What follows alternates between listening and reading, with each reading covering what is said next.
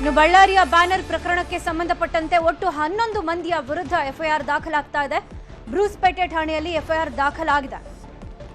Banner ಪ್ರಕರಣಕ್ಕೆ ಸಂಬಂಧಪಟ್ಟಂತೆ 11 ಜನರ ವಿರುದ್ಧ ಎಫ್ಐಆರ್ ದಾಖಲಾಗಿದೆ.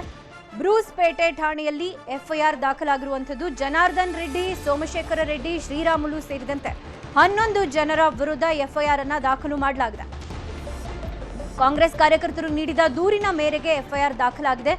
ನಾರಾ ಭರತ್ ರೆಡ್ಡಿ ಅವರ ಬಣದಿಂದ ದೂರನ್ನ ನೀಡಲಾಗಿರುವಂಥದ್ದು. ಕಾಂಗ್ರೆಸ್ ಕಾರ್ಯಕರ್ತರು ನೀಡಿರುವಂತಹ ದೂರಿನ ಮೇರೆಗೆ ಎಫ್ಐಆರ್ ದಾಖಲು ಮಾಡಲಾಗಿದೆ.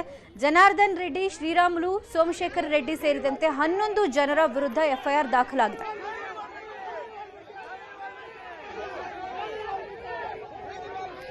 ಜನಾರ್ದನ್ ರೆಡ್ಡಿ ಸೇರಿದಂತೆ 11 ಜನರ ವಿರುದ್ಧ ಎಫ್ಐಆರ್ ದಾಖಲಾಗಿದೆ. ಕಾಂಗ್ರೆಸ್ ನೀಡಿದ ದೂರಿನ ಮೇರೆಗೆ ಎಫ್ಐಆರ್ ಅನ್ನು ದಾಖಲು ಮಾಡಿಕೊಳ್ಳಲಾಗಿದೆ. ಬ್ರೂಸ್ಪೇಟೆ ಪೊಲೀಸ್ ಠಾಣೆಯಲ್ಲಿ ಪ್ರಕರಣ ದಾಖಲಾಗಿದೆ.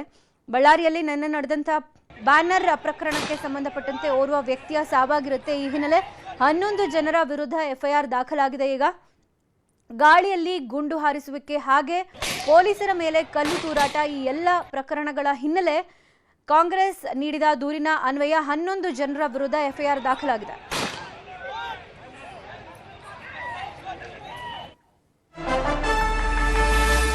ಬಳ್ಳಾರಿಯಲ್ಲಿ ಗಲಾಟೆ, ಶೂಟೌಟ್, ಓರ್ವನ ಸಾವು ಪ್ರಕರಣ. ಐಜಿಪಿ ವರ್ತಿಕಾ ಕಟಿಯಾರ್ಗೆ ಗೃಹ ಸಚಿವರಿಂದ ಫೋನ್ ಮಾಡಲಾಗಿದೆ. ಘಟನೆ ಬಗ್ಗೆ ಮಾಹಿತಿಯನ್ನ ಪಡ್ಕೊಂಡಿದ್ದಾರೆ ಡಾಕ್ಟರ್ ಜಿ ಪರಮೇಶ್ವರ್. ಗೃಹ ಸಚಿವರಾದಂಥ ಡಾಕ್ಟರ್ ಜಿ ಪರಮೇಶ್ವರ್ ಬಳ್ಳಾರಿಯ ಐಜಿಪಿ ವರ್ತಿಕಾ ಕಟಿಯಾರ್ಗೆ ಫೋನ್ ಮಾಡಿ ನಡೆದಂತ ಪ್ರಕರಣದ ಬಗ್ಗೆ ಸಂಪೂರ್ಣ ಮಾಹಿತಿಯನ್ನ ಕರೆ ಹಾಕಿದ್ದಾರೆ. ಬಳ್ಳಾರಿಯಲ್ಲಿ ನಡೆದಂತ ಬ್ಯಾನರ್ ಗಲಾಟೆ, ಶೂಟೌಟ್, ಓರ್ವನ ಸಾವು ಪ್ರಕರಣಕ್ಕೆ ಸಂಬಂಧಪಟ್ಟಂತೆ ಕಂಪ್ಲೀಟ್ ಡೀಟೇಲ್ಸ್ ಅನ್ನ ಐಜಿಪಿ ವರ್ತಿಕಾ ಕಟಿಯಾರ್ ಗೃಹ ಸಚಿವರಿಗೆ ಕೊಟ್ಟಿದ್ದಾರೆ.